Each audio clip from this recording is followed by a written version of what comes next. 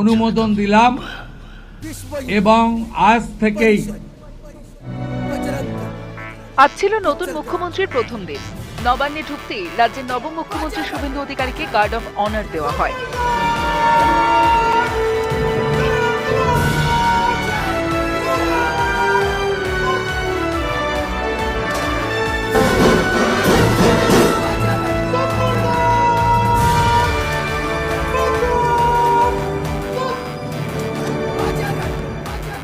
এরপর তিনি ঘোষণা করেন, বাংলাদেশ সীমান্তে কাঁটাতারের বেড়া নির্মাণের জন্য বিএসএফকে জমি হস্তান্তরের অনুমোদন দিয়েছে রাজ্য সরকার। পাশাপাশি এছাড়াও রাজ্যে একাধিক কেন্দ্রীয় সরকারি প্রকল্পের আওতায় আনার সিদ্ধান্ত নেওয়া হয়েছে। এর মধ্যে রয়েছে আয়ুষ্মান স্বাস্থ্য প্রকল্প। পশ্চিমবঙ্গের সুরক্ষার প্রশ্ন এবং যেভাবে জনবিন্যাস বদলে গেছে আজকে এছাড়াও রাজ্যে একাধিক কেন্দ্রীয় সরকারি প্রকল্পের আওতায় আনার সিদ্ধান্ত নেওয়া হয়েছে।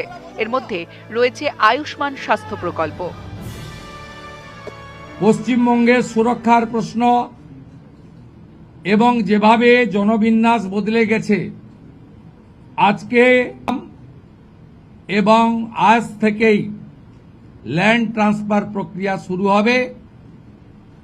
ভূমি ও রাজস্ব সচিব তাকে এবং মুখ্য সচিবকে দায়িত্ব দেওয়া হলো ৪৫ দিনের মধ্যে বিএসএফ এর প্রয়োজনীয় জমি